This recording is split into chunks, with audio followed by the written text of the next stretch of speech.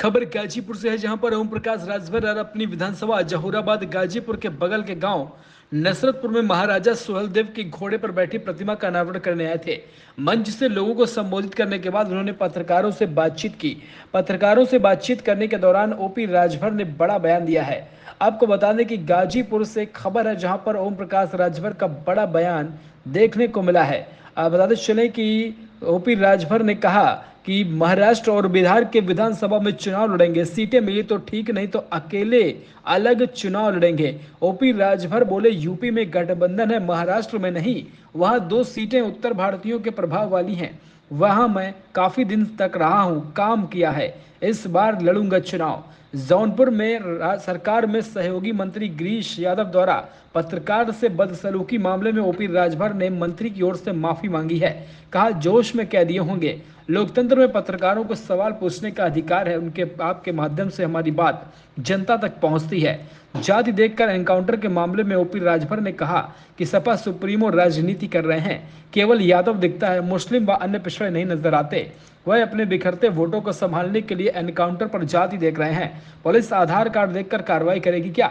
वक्फ board bill संशोधन पर राजभर बोले कि डीएम को अधिकार देने की बात कही है, वक्फ बोर्ड कानून में संशोधन होना चाहिए, यह सही है।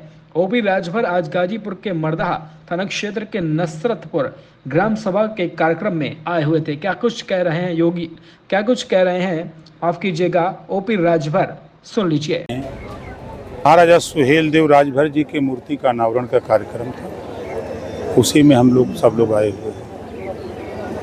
आजकल आपके यहाँ 69,000 शिक्षक भर्ती धरना दे रहे हैं और आप उनको आश्वासन दे रहे हैं। देखिए, जो हाई कोर्ट का फैसला आया है, सरकार फैसले के साथ है, काम हो रहा है। उस संबंध में मुख्यमंत्री जी से भी हमारी 3 दिन पहले बातचीत हुई है। जब कल बच्चे गए थे, जो अभिभावक ये अभ्यर्थी हैं, तो उन लोगों के जब उन्होंने डिमांड रखी कि हमारी मुलाकात मुख्यमंत्री से करा दीजिए, हमने कहा कि अभी हम अकेले बात करके आते हैं। तो चीफ सेक्रेटरी महोदय ने कहा कि मैं तो दिल्ली जा रहा हूं और अवस्थी जी उनके साथ हैं, आप उनसे बात कर लें। तो मैंने अवस्थी जी से बात की, तो उस समय माननीय मुख्यमंत्री जी गोरखपुर में थे, उनका कार्यक्रम था। तो वहाँ से मैसेज मिला कि गोरखपुर चले जाएंगे, अयोध्या से गोरखपुर चले जाएंगे, रात वहीं रुकेंगे, तो शाम को हम बताएंगे। तो शाम को मैसेज मिला कि सुबह गोरखपुर मुख्यमंत्री जी बुलाए हैं। तो फिर इन बच्चों को मैंने मैसेज दे दिया कि जो लोग 5 लोगों की टीम है, वो 5 लोग गोरखपुर पहुंच के हमको फ़ोन करिए, हम आपसे मुलाकात करा देंगे। इन लोगों का फ़ोन नहीं आया। आरक्षण और जातिगत जो जनगणना है, एक बड़ा मुद्दा बनता जा रहा है, इसके लिए क्या विकल्प सोचा आपने? देखिए, जब 1986 में आज जिस आरक्षण की चर्चा हो रही है, माननीय कांशीराम जी के नेतृत्व में मंडल कमीशन लागू करो वरना कुर्सी खाली करो, 15 दिन जिले में धरना चला था, याद होगा आप लोगों को।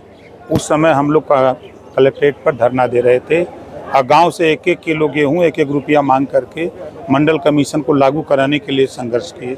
उसी संघर्ष की देन है कि आज जो बच्चे हाई कोर्ट ने जो आदेश दिया है, उस आदेश का पालन करने के लिए शिक्षक भर्ती वाले जो अभ्यर्थी जो छूट गए हैं, उनके लिए कुछ कहना चाहेंगे? छूट नहीं गए हैं।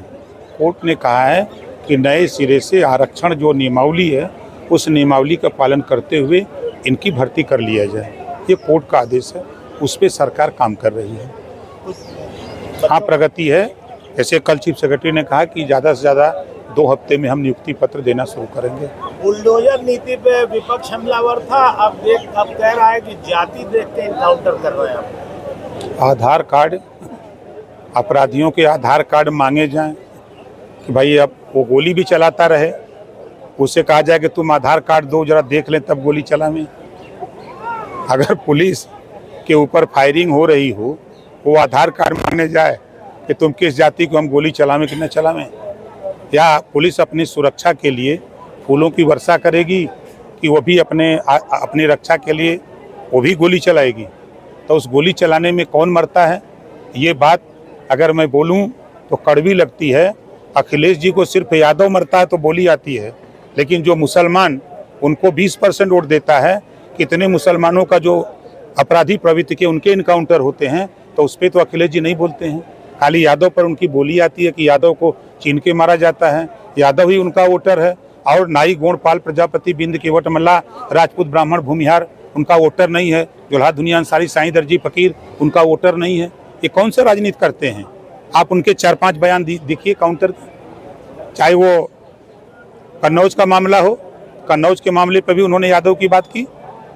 आप अभी उस दिन जो सुल्तानपुर के प्रकरण पर उन्होंने यादव की बात की, तो खाली यादव क्यों मारा जाए? मंगेश यादव का जो एनकाउंटर हुआ उसमें जो लूट का एक जो ज्वेलरी की दुकान पर जो लूटा गया उसका लाइव वीडियो सीसीटीवी भी आया, उसके बाद भी कोई लूट की घटना पे नहीं कह रहा है, लेकिन जातिगत एनकाउंटर पे बात हो रही है, पुलिस पे सवाल उठाया जा रहा है। देखिए, अपने वोट को सजोने की बात हो रही है कि यादव हमारे साथ डटा रहे, मुसलमान तो गुमराह होकर के बीजेपी के खिलाफ हमको वोट देगा, मुसलमान मरे कटे उसका हिस्सा लूटा जाए, लेकिन हमसे मतलब नहीं है, ये समाजवादी पार्टी कह रही है। ये जो बयान उनके आ रहे हैं वो बयान कह रहे हैं, नहीं तो तमाम अपराधी मुस्लिम कम्युनिटी में भी जो लोग थे उनका भी इनकाउंटर हुआ है। सभी जातियों का हो रहा है, जो अपराध की दुनिया में चले गए हैं। तो ये खाली अपनी जाति की बात क्यों करते हैं? एक अपराधी का एनकाउंटर होता है और एक विपक्षी दल के जो राष्ट्रीय स्तर के नेता है वो एक जाति विशेष को लेकर बात करते हैं, इसको किस तरह से देखते हैं? वो अपने वोट की सुरक्षा की कि हमारा वोट हमारे साथ डटा रहे। उनको भय सता रहा है कि मध्य प्रदेश में कहीं मोहन जी मुख्यमंत्री बन गए तो वहाँ से हाथ धोना पड़ा, तो फिर कहीं बिहार में उधर हाथ धोना पड़ा, वहाँ हाथ पर जम रहा है, कहीं यहाँ अगर मुसलमान साथ छोड़ फिर हम किस तरफ के होंगे? तो अपने वोट को ही सजोने में ये बयानबाजी हो रही है। मंत्री जी, जम्मू कश्मीर में उमर अब्दुल्ला ने कहा है कि उत्तर प्रदेश में खासकर यहाँ मुसलमानों की दुकानों और घरों पे ही बुलडोजर की कार्रवाई होती है। उमर अब्दुल्ला ने बोला, देखिए, जो अपराध करेगा उसके खिलाफ कार्रवाई होगी। संविधान और बुलडोजर न जाति चिंता है न धर्म चिंता है। वो चिंता है कि ये अपराधी अपराध किया है तब वो उसके यहाँ बुलडोजर जाता है। हम लोग भी तो हैं, हम लोगों के घर बुलडोजर क्यों नहीं चला जाता? माननीय मंत्री जी, सपा प्रमुख अखिलेश यादव ने कहा है कि अगर 27 में सरकार बनती है तो सभी बुलडोजर को गोरखपुर भेजा जाएगा। वो झूठ बोलते हैं, वो झूठ बोलते हैं, झूठ बोलने के माहिर हैं। प्रमाण देता हूँ, जब मायावती जी की सरकार थी तो उन्होंने कहा था कि मेरी सरकार बनते ही लखनऊ का अंबेडकर पार्क को हम शौचालय बना देंगे। कहा था कि नहीं?